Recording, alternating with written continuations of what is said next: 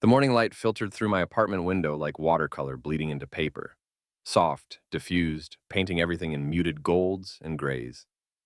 I'd grown accustomed to this particular quality of light, the way it crept across my hardwood floors at exactly 7:23 a.m., marking another day in a life that had become comfortable in its predictability. My routine was sacred in its simplicity. Coffee first, dark roast, two sugars, no cream, while I watched the city wake up through the narrow gap between buildings. Then work, hunched over my laptop at the small table by the window, designing websites for clients I'd never meet. Lunch was usually something microwaved, eaten while scrolling through news I'd forget by evening. Dinner, a book, sleep, repeat. I told myself I was content. At 28, I'd carved out a quiet existence that asked nothing of me beyond competence and punctuality. No drama, no complications, no one to disappoint or be disappointed by. The apartment complex on Maple Street suited me perfectly. Old enough to have character, new enough to have reliable plumbing, and populated mostly by other working professionals who valued privacy as much as I did. Which is why the moving truck parked outside on that Tuesday morning felt like an intrusion into the careful order I'd constructed. I watched from my window as two men in matching gray uniforms hauled boxes and furniture up the narrow staircase. Nothing particularly interesting. A couch, a bookshelf, the usual detritus of someone relocating their life. But then I saw him. He was directing the movers with quiet authority, pointing toward my floor, the third floor, with hands that moved economically, purposefully. Even from 3 stories up, I could see the line of his shoulders, the way he stood with one hip cocked slightly, patient but alert. Dark hair that caught the morning sun. Tall, lean, wearing jeans and a gray Henley that looked soft from repeated washings. I told myself I was just curious about my new neighbor. The apartment across from mine, 3B to my 3A, had been empty for 2 months since Mrs. Chen moved to assisted living.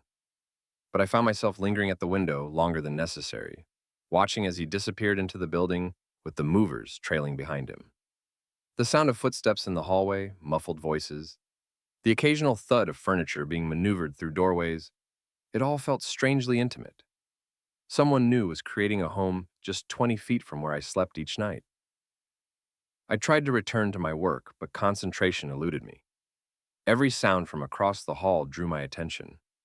The scrape of something heavy being dragged across the floor, a door closing, voices growing fainter as the movers finished their job and left. Then, silence. But it was a different kind of silence than I was used to.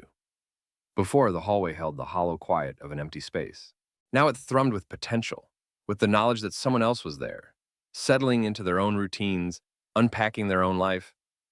By evening, I'd seen him twice more through the peephole in my door. The first time was around 3 o'clock. I'd heard his door open and close, followed by footsteps heading toward the elevator.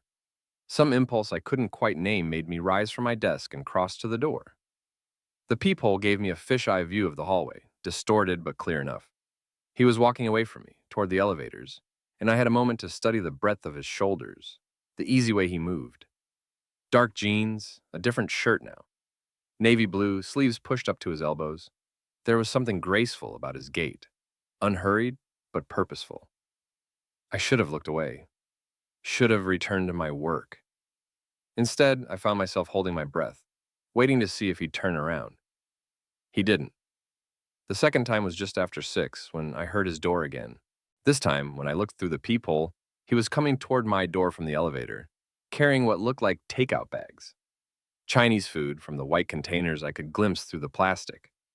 This time, I got a full view of his face. He was younger than I'd initially thought, maybe 26, 27, strong jawline, dark eyes, the kind of mouth that looked serious in repose but probably transformed when he smiled. There was something both open and guarded about his expression, like someone who was naturally warm but had learned to be careful about showing it. As he approached his door, fishing keys from his pocket, he paused. For just a moment, his eyes flicked toward my apartment. Not toward the door exactly, but in my direction, as if he could sense someone watching, as if he could feel my attention like heat through the walls. My heart did something stupid in my chest, a skip, a flutter, the kind of reaction I hadn't felt since college. I stepped back from the peephole so quickly I nearly stumbled, my face burning with embarrassment at being caught, even though he couldn't possibly have seen me. But the moment stayed with me, through dinner, through the book I tried and failed to read, through the restless hour I spent lying in bed that night, staring at the ceiling and wondering what kind of person chose Chinese takeout for their first meal in a new home. The next morning brought rain, a steady gray downpour that drummed against my windows and made the apartment feel smaller, cozier. I made my coffee and settled at my usual spot by the window, laptop open, ready to lose myself in code and color palettes. But I found myself distracted by the sounds from across the hall. He was awake early, like me. I could hear the soft thud of footsteps, the distant rush of water through pipes, a shower running, then stopping, the mechanical hum of what might have been a coffee maker. We were living parallel morning routines, separated by 20 feet and a locked door. Around 9, I heard his door open. Without really deciding to, I found myself at the peephole again. He was dressed for work. Dark slacks, a button-down shirt the color of pale blue sky, a messenger bag slung across his shoulder. His hair was still slightly damp from the shower, and there was something about seeing him in this moment of transition, caught between the private space of home and the public world outside, that felt almost unbearably intimate. He locked his door and headed toward the elevator, and I watched until he disappeared around the corner. The day passed slowly. I worked, but with less focus than usual. Every sound from the hallway made me look up, expecting to hear his return. When lunchtime came and went without any sign of him, I realized I was listening for someone I didn't even know, waiting for a person who was nothing to me but a stranger who happened to live across the hall. This was ridiculous. I was a grown man, not some teenager with a crush. I forced myself to concentrate on work, to ignore the empty feeling that had settled in my chest like hunger. But when I heard his key in the lock at 6:47 p.m., I was at the peephole before I could stop myself. He looked tired. There were lines around his eyes that hadn't been there that morning, and his shoulders had a slight slump that spoke of a long day. He fumbled with his keys for a moment, and I had the strangest urge to open my door, to ask if he was all right, to offer help I had no reason to give. Instead, I watched him disappear into his apartment and tried to ignore the way my chest tightened with something that might have been concern. That night, I ordered pizza. As I waited for delivery, I found myself wondering what he was having for dinner, whether he was settling in okay, if he'd found the good coffee shop on the corner or discovered that the radiator in the back bedroom made that clanking noise on cold nights. These were not normal thoughts for me. I'd lived in this building for 3 years without once wondering about my neighbor's dinner plans or radiator problems. But there was something about him, maybe it was just the newness, the disruption to my routine, that had lodged itself in my awareness, like a splinter I couldn't quite reach. The pizza arrived at 8:30, carried by a teenager who looked like he'd rather be anywhere else. I tipped him and carried the box inside, the smell of cheese and oregano filling my small kitchen. As I opened the box, I heard a door in the hallway. Not his door. I was learning the subtle differences in the sounds our respective doors made. This was someone else, maybe the woman from 3C heading out for her evening jog. But the sound made me think of him anyway.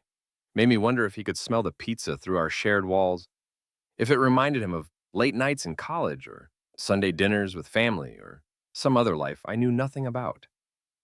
I ate standing at my kitchen counter, looking out the window at the rain-slicked street below. The building across the narrow alley had lit windows, little rectangles of warm light that offered glimpses into other people's lives.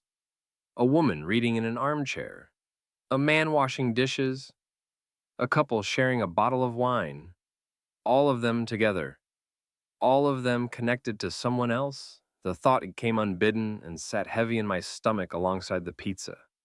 When had I become so alone? When had solitude stopped feeling like choice and started feeling like default? I was still pondering this when I heard it, a soft knock at my door. My heart jumped. Pizza places sometimes forgot items, came back with apologies and breadsticks. But when I looked through the peephole, the hallway was empty.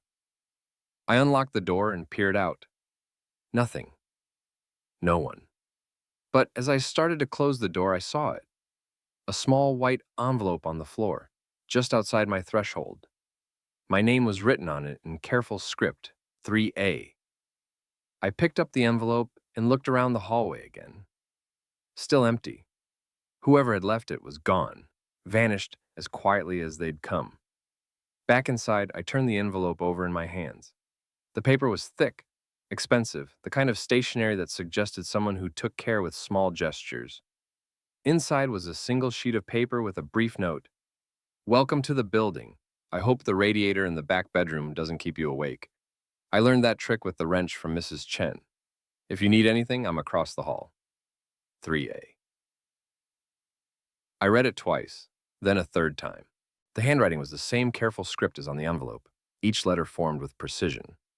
But there was warmth in the words, a thoughtfulness that made something flutter in my chest. He'd noticed the radiator. He'd thought about my sleep, about my comfort. He'd taken the time to write a note, to walk across the hall, to leave it at my door like a small gift. I found myself smiling, actually smiling, for the first time in days. But then reality crept in. The note was signed 3A, my apartment number. He'd gotten confused, left his own note at his own door by mistake.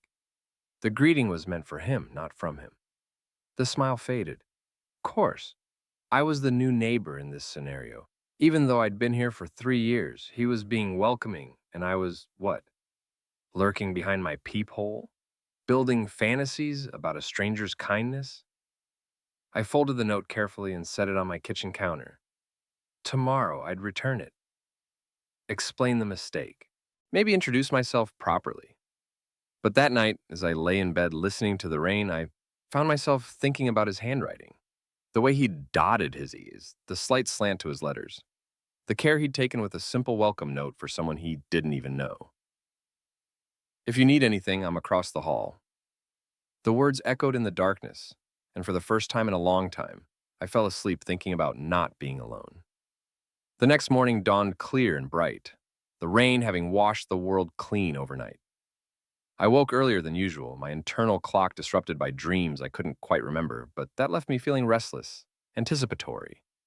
Coffee first, as always. But as I waited for it to brew, I found myself looking at the note on my counter, thinking about the conversation I'd have to have with him. The explanation, the returned envelope, the awkward introduction that would reveal me as the neighbor who'd been watching him through the peephole. The thought made my stomach churn with embarrassment. I was still working up the courage when I heard his door open. 8:23 a.m., 17 minutes later than yesterday. Some part of me had been keeping track without realizing it. By the time I reached the peephole, he was already walking toward the elevator. Same messenger bag, different shirt. This one, white with thin blue stripes. His hair was messier today, like he'd overslept and rushed through his morning routine. Something about that small imperfection made him seem more human, more approachable. Less like the mysterious stranger I'd been building up in my mind, and more like a regular person running late for work. The elevator doors closed behind him, and I was left alone with my coffee and my cowardice. I spent the morning trying to work, but my eyes kept drifting to the envelope. By noon, I'd composed and discarded half a dozen scenarios for returning it. Just slip it under his door with a brief explanation? Wait for him to come home and knock? Leave my own note explaining the mix-up? All of them felt wrong, loaded with potential for embarrassment. In the end, the decision was made for me. I was taking a break from work, standing in my kitchen and eating a sandwich, when I heard voices in the hallway. One was his. I'd learned to recognize the low, warm timbre of it even through walls. The other was unfamiliar, older, with the practiced cheer of someone in customer service. Should have the internet set up by tomorrow afternoon, and the stranger was saying. Any problems before then, just call the number on the card. Thanks, came his reply. I appreciate you getting it sorted so quickly. No problem. Welcome to the building, by the way. I'm Jerry, been doing tech work here for about 5 years. You picked a good place, quiet, good neighbors. That's what I was hoping for. There was something in the way he said it, a weariness that suggested he'd lived in places that weren't quiet, with neighbors who weren't good. The thought made me curious about his story, about what had brought him to this particular building, on this particular street. You settling in okay? Jerry asked. Yeah, mostly. Still figuring out some things like whether the guy in 3A ever actually leaves his apartment. My sandwich turned to cardboard in my mouth. Jerry laughed. Oh, that's Marcus. He works from home, does something with computers. Real quiet guy, keeps to himself mostly. But he's all right, helped me carry my tools upstairs once when the elevator was broken.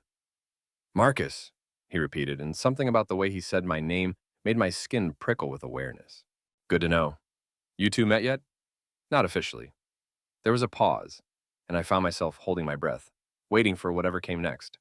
Well, Jerry said, I'm sure you will eventually. Small building, friendly faces. You need anything else from me? I think I'm good. Thanks again. Anytime. I heard Jerry's footsteps retreating toward the elevator, but I didn't hear his door close. For a long moment, there was just silence in the hallway. Then, so soft I almost missed it, I heard him say, Marcus. Like he was testing the name, seeing how it felt in his mouth. My face burned with embarrassment and something else, something warmer and more dangerous. He'd been asking about me, wondering about my habits, my schedule. The guy in 3A who never leaves his apartment. Was that how people saw me? As some kind of hermit, hiding away from the world? The truth was uncomfortable. Maybe that's exactly what I'd become. That evening, I made a decision. Not about the note, that still sat on my counter, a small white accusation, but about myself, about the life I was living, or maybe not living. I would go for a walk. Nothing dramatic, just a trip around the block, maybe a stop at the coffee shop I'd been meaning to try for months. Normal things that normal people did on normal Tuesday evenings. I changed out of my work clothes, which embarrassingly were also my lounging clothes and my sleep clothes since I rarely left the apartment. I put on jeans that still fit well, a sweater that didn't have any stains, shoes that remembered what pavement felt like. In the mirror by my front door, I looked like someone who might leave his apartment occasionally. Someone who might be worth having a conversation with. The hallway was empty when I stepped out, locking my door behind me. But as I walked toward the elevator, I could hear sounds from 3B, music playing softly, something classical that I couldn't identify. The sound of someone cooking, maybe, or just moving around their space, making it home. The elevator arrived with its familiar ding, and I stepped inside, pressing the button for the ground floor. As the doors started to close, I heard a door open in the hallway. His door. For a split second, I considered hitting the door open button, waiting to see if he was heading out too, maybe sharing the ride down. But cowardice won, and I let the doors close, carrying me away from the possibility of an actual conversation. Outside, the evening air was crisp and clean, carrying the scent of autumn leaves and someone's dinner cooking. The coffee shop was only 2 blocks away, and I walked slowly, trying to remember what it felt like to be a person moving through the world instead of observing it from behind glass. The shop was warm and crowded, filled with the comfortable hum of conversation and the hiss of espresso machines. I ordered a latte and found a small table by the window, watching people pass on the sidewalk outside. A couple holding hands. A woman walking a small, fluffy dog. A man talking animatedly into his phone, gesturing with his free hand. All of them connected to something, someone. All of them part of the world, in a way I'd forgotten how to be. I was contemplating this when I saw him through the window. He was across the street, coming out of a small restaurant with a paper bag that probably contained dinner. He paused on the sidewalk, looking both ways before crossing, and in that moment of stillness, his eyes found mine through the coffee shop window. The recognition was instant and mutual. His steps slowed. I lifted my hand in what might have been a wave, though it felt more like an apology. He smiled. It was just a small smile, barely more than a softening around his eyes. But it hit me like a physical thing, warm and surprising and completely unexpected. He raised his own hand in return, then continued across the street and out of sight. I sat frozen at my table, latte cooling in my hands, heart doing acrobatics in my chest. He'd smiled at me.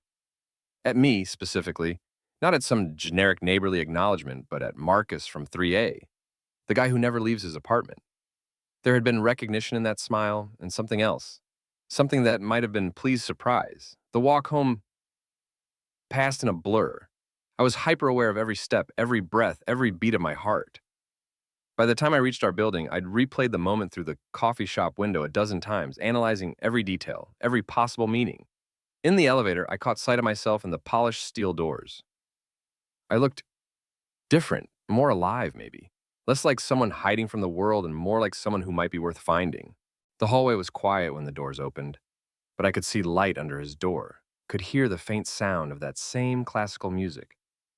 He was home, Probably eating his dinner, maybe thinking about the brief encounter on the street, or maybe not thinking about it at all.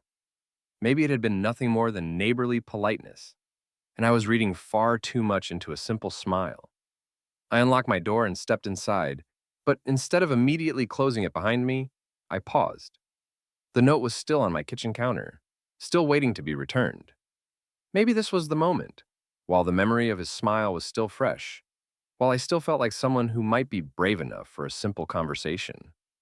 Before I could lose my nerve, I picked up the envelope and stepped back into the hallway. His door was 20 feet away, 20 feet in one knock.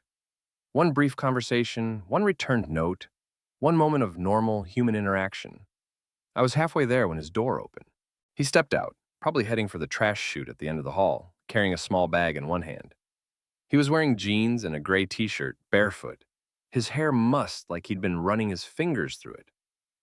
We stopped at the same moment, facing each other in the hallway with 10 feet of carpeted space between us. "Hi," he said, and his voice was exactly as warm as I'd imagined it would be. "Hi," I managed, suddenly aware that I was holding his note, that I looked like some kind of stalker who'd been waiting for him to emerge. "I saw you at the coffee shop," he continued, seemingly unbothered by the awkwardness of the moment. "Good choice. They make the best lattes on this side of town." "Yeah, it was good." Brilliant conversation, Marcus. Truly scintillating. He tilted his head slightly, studying me with those dark eyes I'd only seen through the peephole before. Up close, he was even more striking. Sharp cheekbones, a mouth that looked like it smiled easily, skin that held the remnant of a summer tan. "You're Marcus." "Your head?" he said. And again, something about hearing my name in his voice made my pulse quicken. "And you're David." He shifted the trash bag to his other hand and took a step closer. "I've been meaning to introduce myself properly. Just moved in across the hall." "I know. I heard the movers." I felt heat rising in my cheeks. "This is for you, actually. I think you left it at my door by mistake." I held out the envelope, and he looked at it with confusion before understanding dawned on his face. "Oh," he said, and then he laughed, a rich, warm sound that seemed to fill the hallway. "No, that's not a mistake. That's for you." "But it says 3A. That's my apartment." "I know." He was still smiling, and there was something almost fond in his expression now. "I wrote it to the person in 3A, which is you." I stared at him, trying to process this information. "But you're the new neighbor." "New to this apartment, yes. But I used to live here before. 3C, actually, about 2 years ago. I moved out when I got a job across town, but when this place came available..." He shrugged. "I liked the building, liked the neighbors." The world tilted slightly. All this time I'd been thinking of him as a stranger, when he'd been here before. He'd lived just down the hall, had probably passed me in the elevator, had maybe even noticed me in ways I'd been too self-absorbed to realize. "You remember me?" I asked, though I wasn't sure I wanted to know the answer. "Of course I remember you." His voice was soft now, almost gentle. "Quiet guy who works from home. Always polite when we passed each other, but kept to yourself." I always wondered. Wondered what? If you were shy or just not interested in getting to know your neighbors. The honesty in his voice caught me off guard. There was no judgment in it, just curiosity and something that might have been hope. "Shy," I admitted, feeling like I was confessing to a crime. "Definitely shy." "That's okay," he said, and took another step closer. We were only a few feet apart now, close enough that I could see the flecks of gold in his dark eyes, could catch the faint scent of his soap or shampoo. "I can work with shy." The words hung in the air between us, loaded with possibility and promise. I felt my mouth go dry, my heart rate spike with something that was part attraction and part terror. "I should let you." I gestured vaguely toward the trash bag in his hand. "Right." But he didn't move, didn't step away. Instead, he looked down at the envelope, still in my hands. "You haven't opened it." I thought it was a mistake. "It's not." He met my eyes again. "Open it." With shaking fingers, I unfolded the note I'd read a dozen times already. But David reached out and gently turned the paper over. On the back, in that same careful script, were more words. "P.S. I make excellent coffee and I have a balcony with a view of the park. If you ever want to try something besides takeout and solitude, you know where to find me. I read it twice before the meaning sank in. This wasn't just neighborly politeness. This was what? An invitation, a proposition, a gentle suggestion that maybe, possibly, I didn't have to be alone all the time. When I looked up, David was watching me with an expression I couldn't quite read. Patient, hopeful, maybe a little nervous. That's assuming, he said quietly, that you'd be interested in something like that. 1,000 responses crowded my throat. Yes, I wanted to say. Yes, I've been watching you through my peephole like a creep. Yes, I've been thinking about you since the moment I saw you direct those movers. Yes, I smile when I hear your footsteps in the hallway, and I listen for your door. And I've been lonelier than I realized until you moved back in and reminded me what it felt like to be curious about another person. Instead, I said, I'd like that. The smile that spread across his face was radiant, transforming his entire expression from guarded hope to open delight. Good, he said. That's really good. We stood there for a moment, grinning at each other like idiots, the air between us crackling with new possibility. I should really get rid of this trash, he said eventually, holding up the bag with a rueful expression, and I should probably eat something more substantial than coffee and pizza. Tomorrow? He asked. Maybe around 7? I'll make dinner, show you the balcony. I'd like that, I repeated, and meant it more than I'd meant anything in a long time. It's a date then. The words slipped out casually, but I saw the moment he realized what he'd said, saw the brief flicker of panic in his eyes. I mean, if you want it to be, David, yeah, it's a date. The relief that flooded his face was so profound it made my chest ache with tenderness.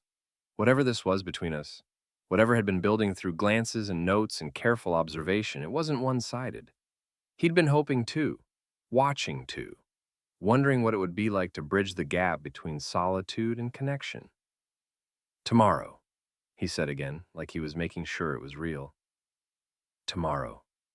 He headed toward the trash chute, and I let myself back into my apartment, closing the door behind me and leaning against it like I'd just survived something momentous. In my hands, the note felt like a promise. On my face, I could feel the lingering ghost of a smile that didn't seem inclined to fade. Tomorrow, I would have dinner with David. Tomorrow, I would see his balcony, taste his coffee, maybe begin to understand what it meant to let someone else into the careful solitude I'd built around myself. Tonight, I would lie in bed and listen to the sounds from across the hall. Footsteps, running water, the soft thud of furniture being moved. And know that tomorrow I wouldn't just be listening. Tomorrow I would be invited in. The next day passed with excruciating slowness. I tried to work, but concentration was impossible. Every few minutes, I found myself looking at the clock, calculating how many hours until 7 p.m., wondering what I should wear, what I should say, whether I was reading too much into a simple dinner invitation. But then I'd remember the way he'd looked at me in the hallway, the warmth in his voice when he'd said, "It's a date," and my doubts would settle into something more like anticipation. Around 4 o'clock, I heard him come home. His key in the lock, footsteps across his floor, the sound of someone moving with purpose. Cooking sounds followed. Running water, the clink of dishes, something sizzling in what was probably a pan. He was making dinner. For me. The thought sent a warm flutter through my chest that had nothing to do with hunger, and everything to do with being cared for, being thought of, being worth the effort of a home-cooked meal. At 6:30, I stood in front of my bathroom mirror, trying to decide if I looked presentable or like someone who'd spent too much time thinking about his appearance. I changed clothes 3 times, finally settling on dark jeans and a blue button-down shirt that I'd been told once brought out my eyes. My hair was hopeless, it always was, but at least it was clean and reasonably tamed. My face looked nervous, excited, like I was about to take a test I'd studied for but wasn't sure I'd pass. At exactly 7 o'clock, I knocked on his door. The sound of footsteps approaching, the click of a lock being turned, and then David was there, smiling at me from his doorway like I was exactly who he'd been hoping to see. "Hi," he said, stepping back to let me in. "Hi." His apartment was a mirror image of mine in layout, but completely different in feeling. Where mine was sparse, carefully organized, minimal, his was warm and lived in. Books everywhere, on shelves, stacked on tables, scattered across the couch like he'd been in the middle of reading three different things at once. Plants on every available surface, green and thriving in ways that suggested someone who actually remembered to water them. Art on the walls. Not expensive pieces, but things that looked chosen for love rather than decoration. It felt like a home where someone actually lived, rather than a place where someone merely existed. This is nice, I said, meaning it. Thanks. I'm still getting everything back where I want it, but it's starting to feel like home again. He gestured toward the kitchen where I could see something steaming on the stove. I hope you like pasta and wine. I may have overestimated my cooking abilities and compensated with alcohol.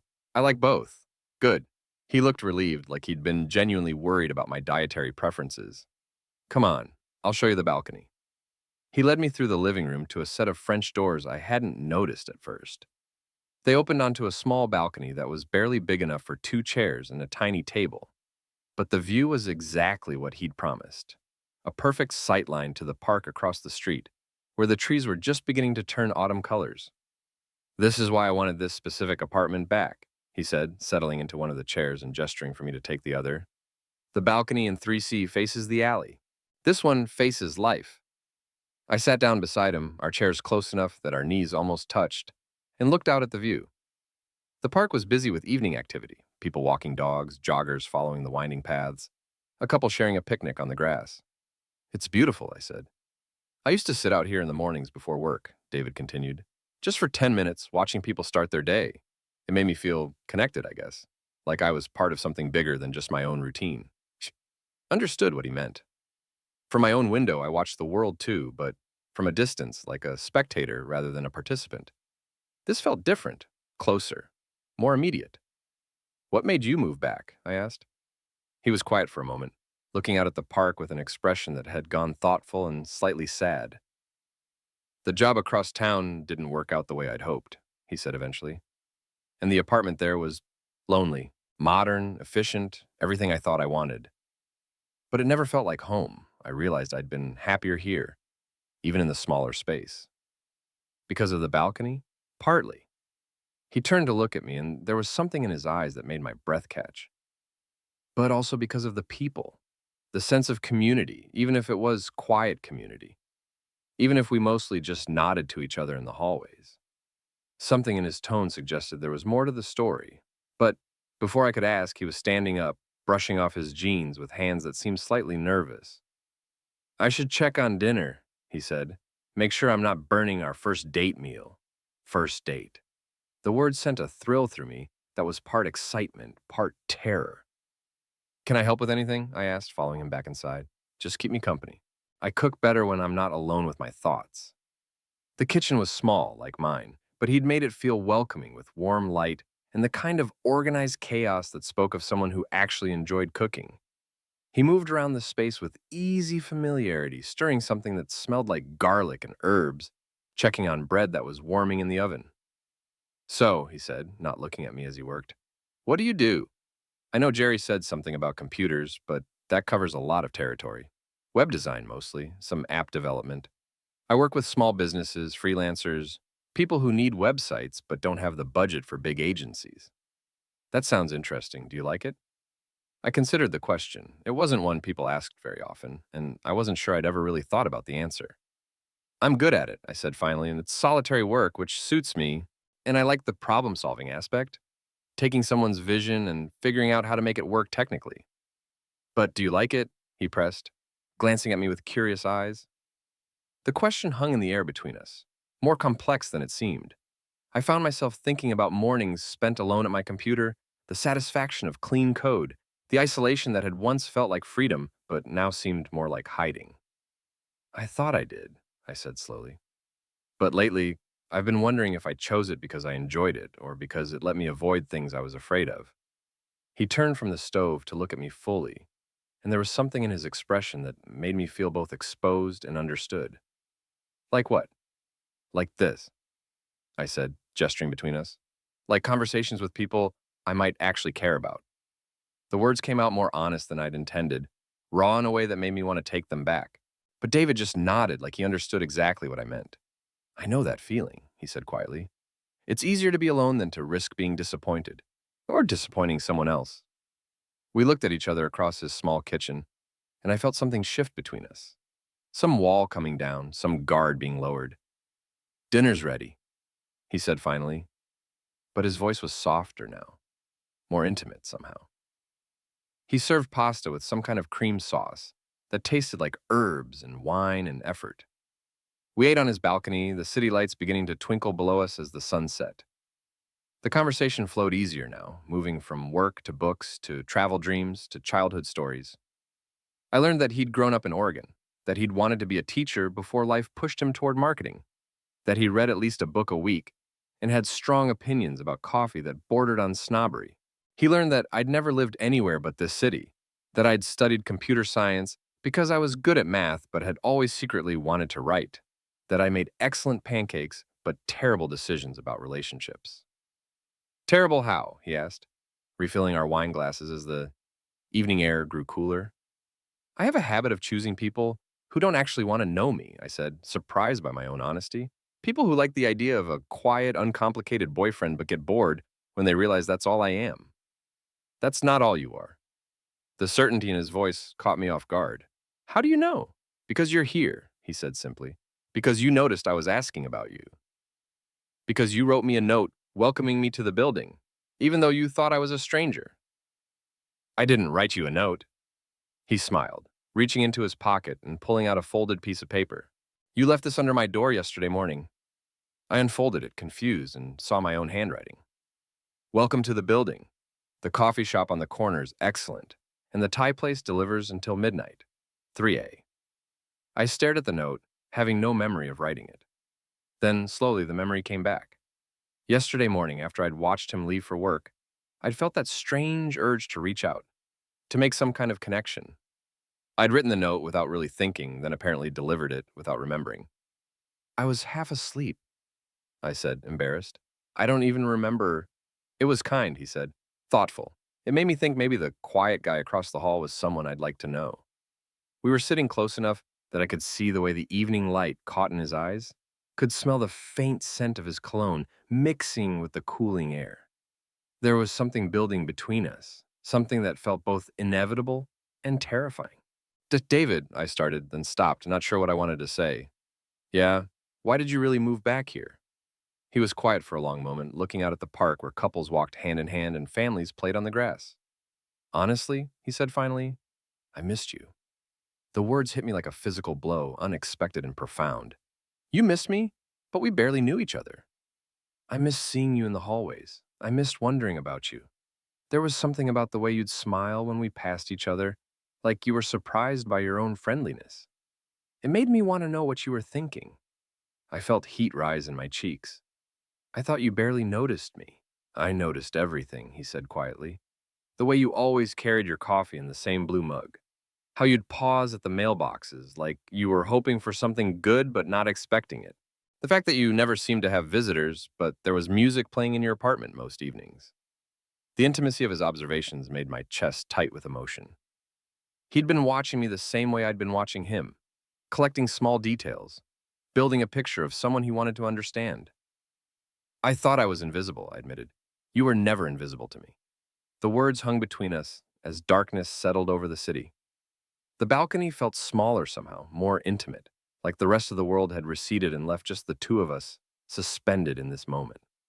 "It's getting cold," David said eventually, but neither of us moved to go inside. Instead, he shifted in his chair, turning to face me more directly. Our knees brushed and neither of us pulled away. "Marcus," he said, and my name and his voice still made something flutter in my chest. "Can I ask you something? No, anything. When you saw me moving in, what did you think?" I considered lying, giving some safe answer about being curious about a new neighbor, but something about the evening, about his honesty and the wine and the way he was looking at me, made truth feel like the only option. "I thought you were beautiful," I said quietly, "and I thought I was in trouble." He smiled, really smiled. Not the careful expression I'd seen before, but something open and delighted that transformed his entire face. "Good trouble or bad trouble?" I wasn't sure. I'm still not sure. What would make it good trouble? The question felt loaded, dangerous. We were edging towards something neither of us had explicitly named, circling around the possibility that this dinner, this evening, this thing growing between us might be more than friendship. If you wanted it too, I said, the words barely above a whisper. He leaned forward in his chair, close enough that I could see the individual eyelashes framing his dark eyes, close enough that I could feel the warmth radiating from his skin.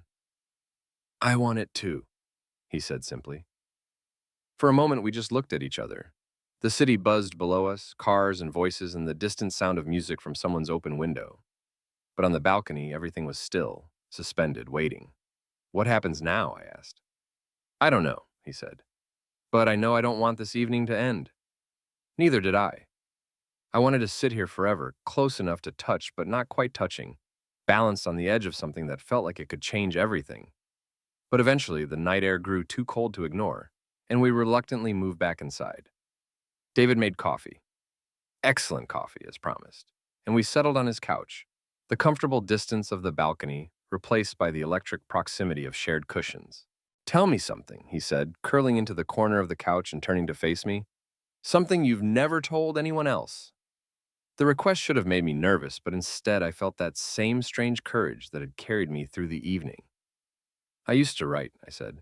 Stories mostly. Terrible, dramatic things about people finding each other in impossible circumstances. Used to. I stopped in college, convinced myself it was impractical, that I should focus on something more reliable. Do you miss it? The question hit deeper than I expected. Every day. Why did you really stop? I was quiet for a moment, trying to find words for something I'd never articulated before. Because the stories I wanted to tell were about men, I said finally. About men finding each other, falling in love. And I wasn't ready to admit what that meant about me. David's expression softened with understanding. How old were you? 20. Old enough to know better, but too scared to be honest with myself. That's not too scared, he said gently. That's just human. We talked for hours after that, sharing stories and secrets and dreams we'd kept buried. David told me about coming out to his family at 25, about the boyfriend who'd left him for someone more exciting, about his fear that he'd never find someone who wanted the quiet kind of love he had to offer. I told him about my parents who'd stopped asking about my dating life years ago, about the loneliness I'd convinced myself was independence, about the way I'd built walls so carefully that I'd forgotten how to tear them down. But you're tearing them down now, he said, and there was something almost reverent in his voice. For me. For us, I corrected and felt the truth of it settle warm in my chest. It was past midnight when I finally said I should go home. We'd migrated closer together on the couch over the course of the evening, and when I moved to stand up, our faces were close enough that I could count the flecks of gold in his eyes. Thank you, I said, for dinner, for all of this. Thank you for saying yes. He walked me to his door, and we stood there for a moment in the soft light of his hallway, neither wanting to be the first to break the spell.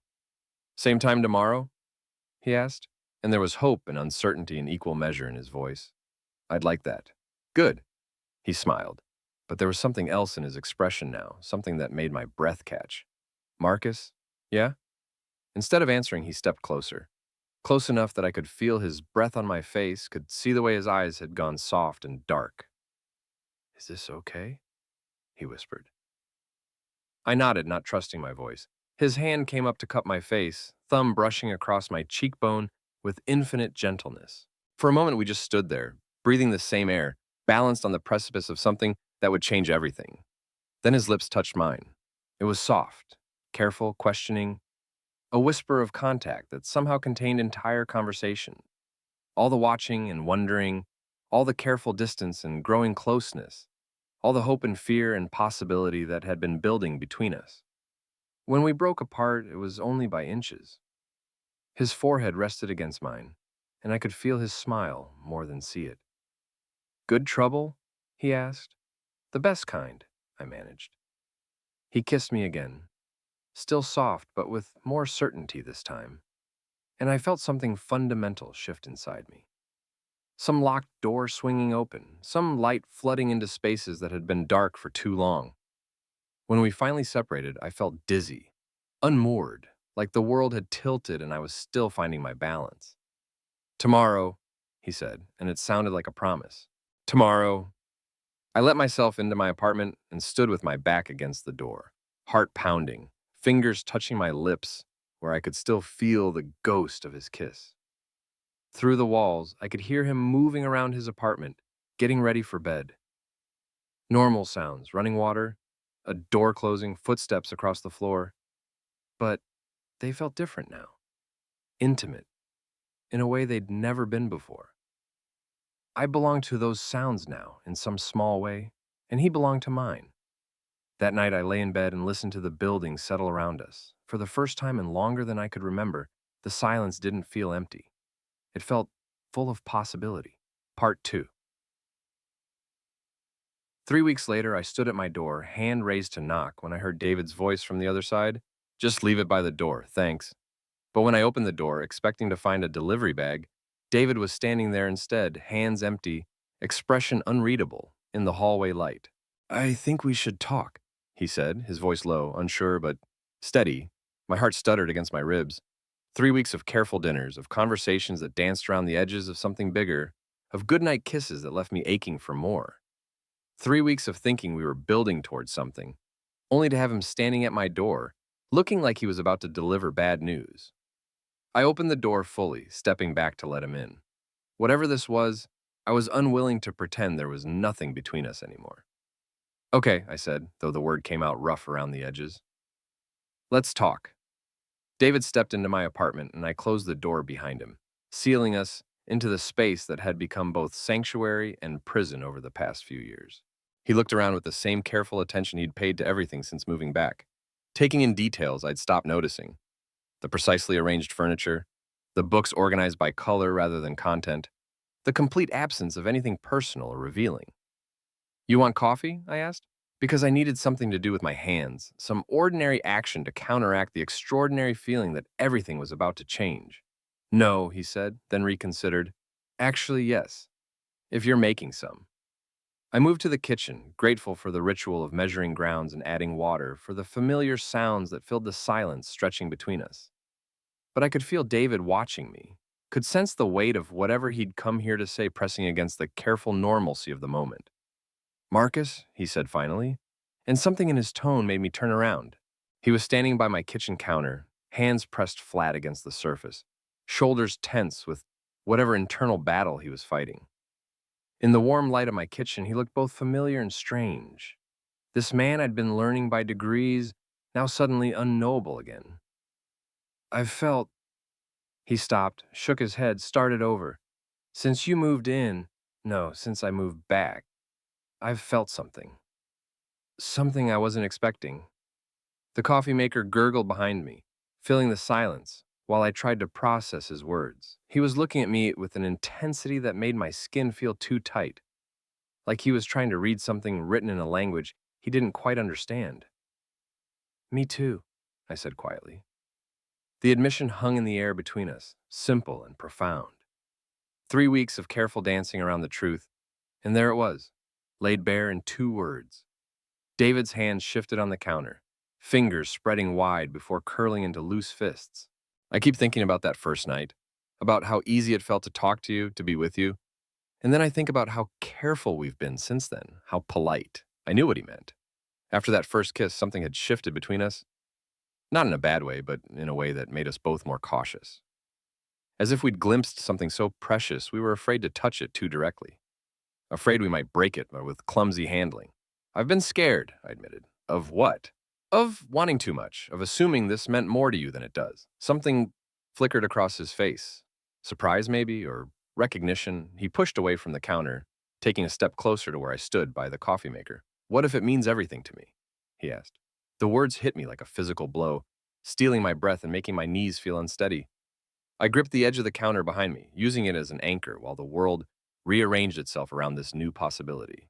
David, I know it's fast, he continued, his voice gaining strength as he spoke. I know we're still figuring each other out, but I can't keep pretending this is just casual dinners and friendly conversation. Not when I think about you first thing in the morning and last thing at night. Not when I rearrange my schedule just to hear your footsteps in the hallway. He was close enough now that I could see the vulnerability in his eyes, the way his hands trembled slightly at his sides. This wasn't easy for him either. This confession, this laying bare of feelings we'd both been guarding so carefully. Why now? I asked, though what I really meant was, why are you brave enough to say this when I've been too scared to even think it? Because I couldn't keep pretending I didn't see it in your eyes, he said simply. Every time you look at me, Marcus, like you're seeing something you want but don't think you can have. My face burned with embarrassment and recognition. Had I been so transparent? Had every careful glance, every moment of stolen observation been written so clearly across my features? I watch you too, I said, the words tumbling out before I could stop them. Through the peephole, from my window, whenever I hear your door. I know what time you leave for work and what time you come home. I know you listen to classical music when you cook and jazz when you read. I know you don't smile much, but when you do, what? He prompted gently. When you do, it feels like the room changes, like everything gets brighter and warmer and more possible. The confession left me feeling stripped bare, exposed in a way that was both terrifying and liberating. I'd been carrying these observations, these small intimacies, for weeks now, hoarding them like precious stones. Speaking them aloud made them real in a way that felt dangerous and necessary. David's expression softened, and he reached out slowly, giving me time to pull away if I wanted to. When I didn't move, his hand settled warm against my cheek, thumb brushing across the skin beneath my eye. You see me, he said, wonder in his voice. Really see me, not just the version of myself I present to the world. How could I not? I leaned into his touch without meaning to, my body responding to his warmth before my mind could catch up. You're impossible to ignore. He laughed softly, and the sound was filled with something that might have been relief. I've felt invisible for so long. In my last relationship, at my old job, even with friends sometimes, like I was performing the idea of myself rather than actually being myself. I understood that feeling intimately. The exhaustion of maintaining a persona, of being who others expected rather than who you actually were. You don't have to perform anything with me, I said. I know. That's what scared me. We stood there in my kitchen, his hand on my face, the coffee maker still gurgling behind us, and I felt something fundamental settle into place. Not the desperate, grasping feeling I'd mistaken for love before, but something steadier, more substantial, like coming home to a place I didn't know I'd been searching for. The coffee's ready, I said eventually, though I made no move to pour it. In a minute, David murmured, and then his other hand was on my waist, pulling me closer with gentle pressure. This kiss was different from the careful ones we'd shared before, deeper, more certain, filled with all the words we'd been too scared to say. I felt myself melt into him, all the careful distance I'd been maintaining, dissolving like sugar in rain. When we broke apart, we were both breathing hard, foreheads pressed together in the space between one heartbeat and the next. What happens next? He asked, echoing the question from our first evening together. I don't know, I said, echoing my own response. But I don't want this to stop. He smiled then, the kind of smile that did change the room, that made everything feel possible and new. Good, he said, because I don't think I could stop even if I wanted to. We did eventually pour the coffee, carrying our mugs to the living room and settling on my couch. The same couch where I'd spent so many evenings alone, reading or working, or simply existing in solitude. But with David beside me, the space felt transformed, less like a hiding place and more like a haven. Can I ask you something? I said, curling one leg beneath me so I could face him properly. Anything. That night you made dinner, you said you'd been wondering about me when you lived here before. What did you wonder? David considered this, absently tracing patterns on his coffee mug with one finger. I wondered if you were lonely. I wondered if you chose to be alone, or if it just happened that way. I wondered what you thought about when you stood by your window in the mornings. I thought about escape, I said honestly, about what it would be like to be someone else, somewhere else, someone braver. And now? I looked at him, really looked at him, taking in the way the lamplight caught in his dark hair, the patient attention in his eyes, the careful way he held himself like he was still afraid I might change my mind about all of this. Now I think about what it would be like to stay, I said, to be brave enough to build something instead of always looking for the exit. Something shifted in his expression, and he set down his coffee mug, reaching for my hand instead. His fingers were warm and slightly calloused, real in a way that made my chest tight with emotion. I want to build something with you, he said quietly. I know it's probably too soon to say that, but I can't seem to help myself around you. You make me want things I thought I'd given up on. Like what? Like Sunday mornings that don't feel empty. Like someone to call when something good happens at work. Like, he paused, color rising in his cheeks.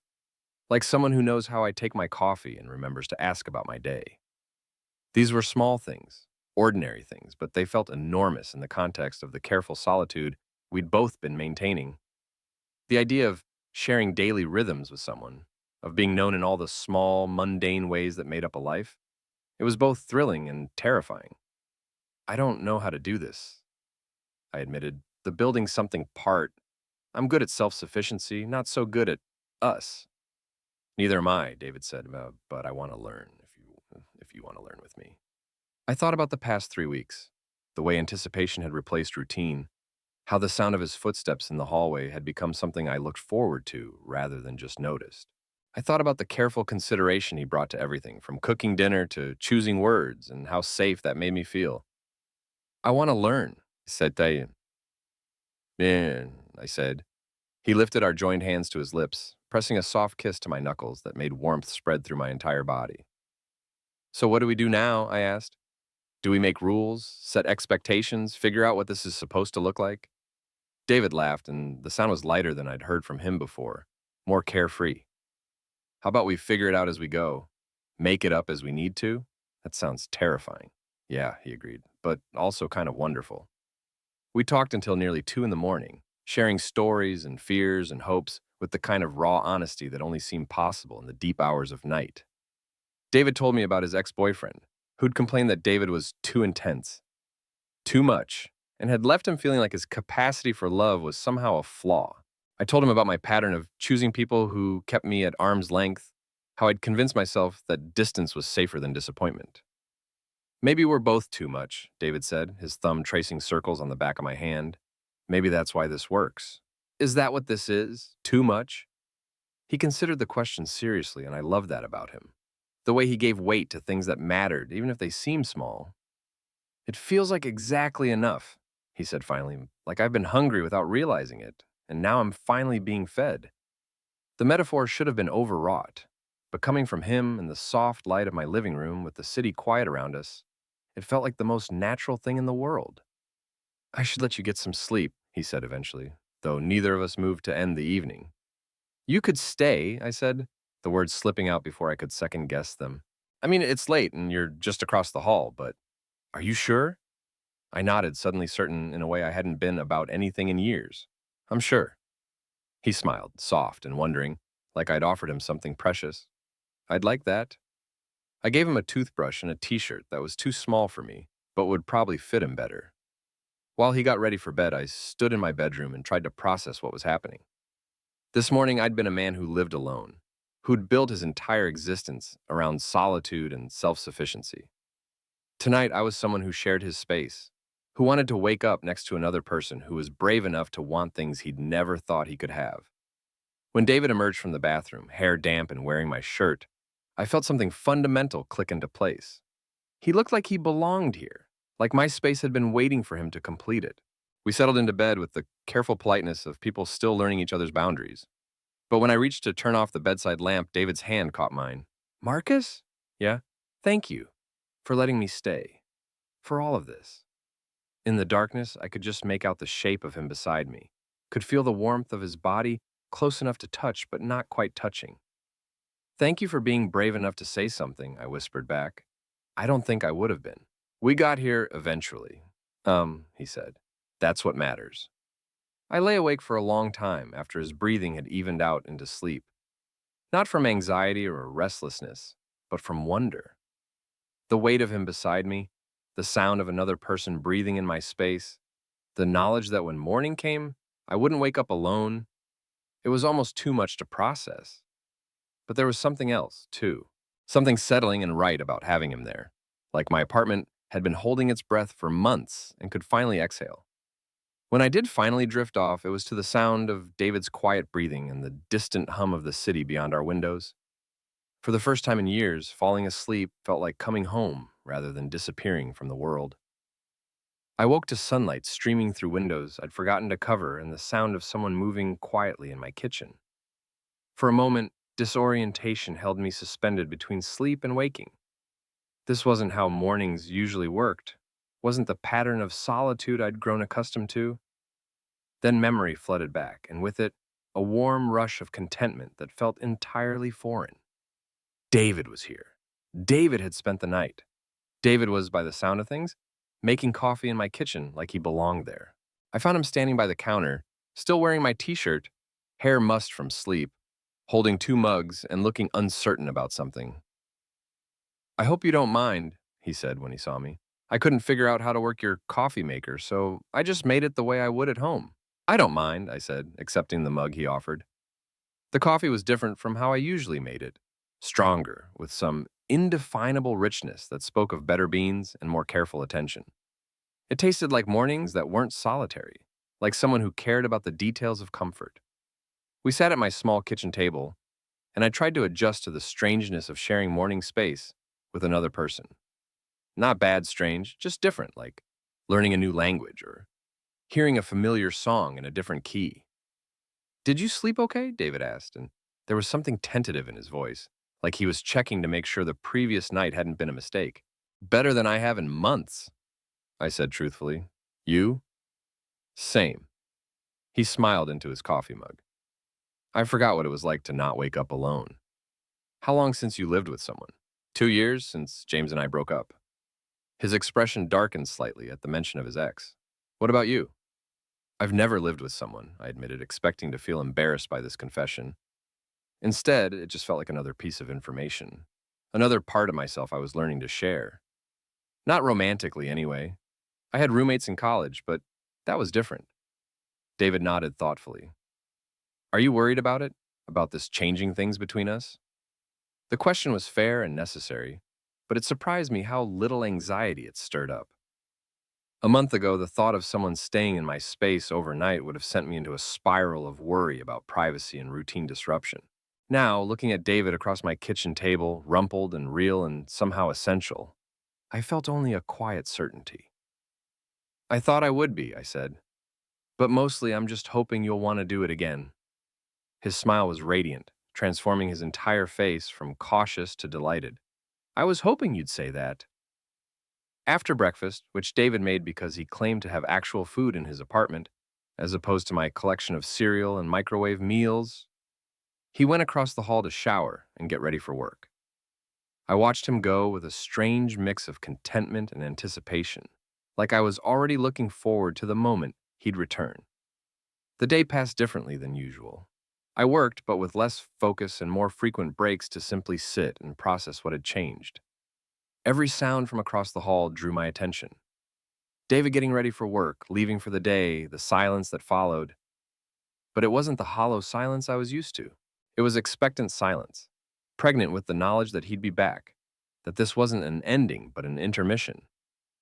Around noon, I heard my phone buzz with a text message. "Hope you're having a good day. Can't stop thinking about last night." I stared at the message for a long moment, feeling something warm and unfamiliar settle in my chest. When was the last time someone had thought about me during their day? When was the last time I'd mattered enough to someone that they'd interrupt their work just to tell me so? "Me too," I typed back. "Dinner tonight? My turn to cook." "Perfect. See you at 7." I spent the rest of the afternoon planning a menu with the kind of attention I usually reserve for complex coding problems. Nothing too ambitious. I wasn't the cook David was, but something that would show I'd put thought into it, that his comfort mattered to me. By 6:30, I was pacing my apartment, checking and rechecking the simple pasta dish I'd prepared, wondering if the wine I'd bought was the right kind, generally behaving like someone who'd never hosted a dinner before, which, in many ways, I hadn't. Not like this. Not for someone who mattered.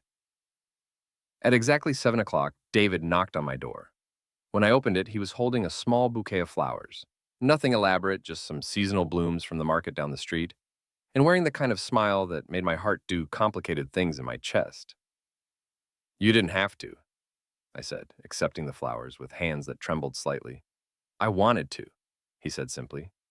"Besides, I figure if we're doing this, really doing this, I want to do it right. Doing this." The phrase sent a thrill through me that was part excitement, part terror. We were really doing this, whatever this was. Building something, creating something together instead of just existing in parallel solitude. Dinner was better than I'd expected. The pasta wasn't overcooked. The sauce had actual flavor, and David's appreciative sounds suggested I hadn't completely embarrassed myself. But more than the food, I loved watching him eat it.